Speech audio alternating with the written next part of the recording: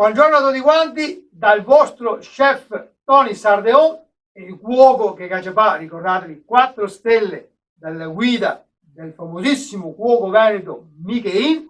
Ecco, e sono qui per proporvi una nuova ricetta. Però prima di farlo vi raccomando sempre di iscrivervi al mio canale YouTube di Nigio Corren e di lasciare un bel like o un pollice su. Come sempre il pollice non stai mettendo qualche altro dedo.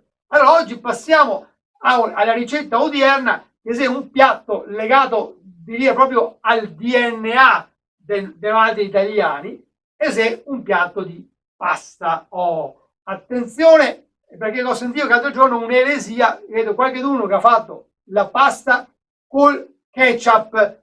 State attenti perché dopo dovete fare un check-up perché vi intossicherete, mi raccomando. Ma veniamo a questa nostra ricetta odierna, che è la pasta col pesto. Allora, per prima cosa bisogna mangiarla serrando la luce, cioè chiudendo la luce, perché appunto che vuole un po' un buio pesto, altrimenti non ce la gustiamo.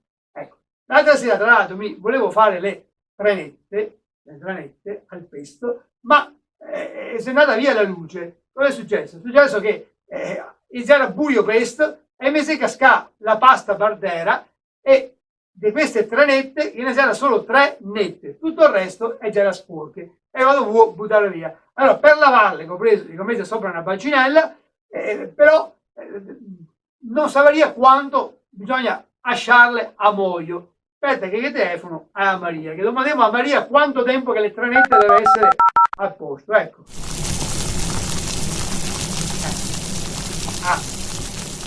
Vabbè, diciamo, ha capito che non può rispondere perché se devo fare un piatto francese che sia le pomme de terre e che si cascate tutte quante per terra.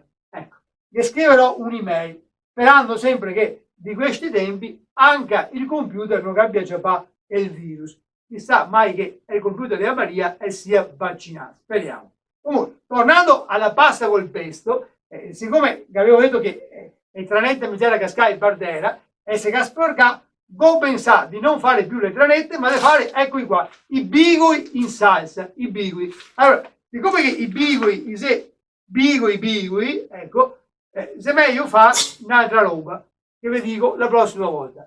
Andiamo con la prossima ricetta, però adesso siga, vai maestro con il mio ritornello. Perché ho bisogno sempre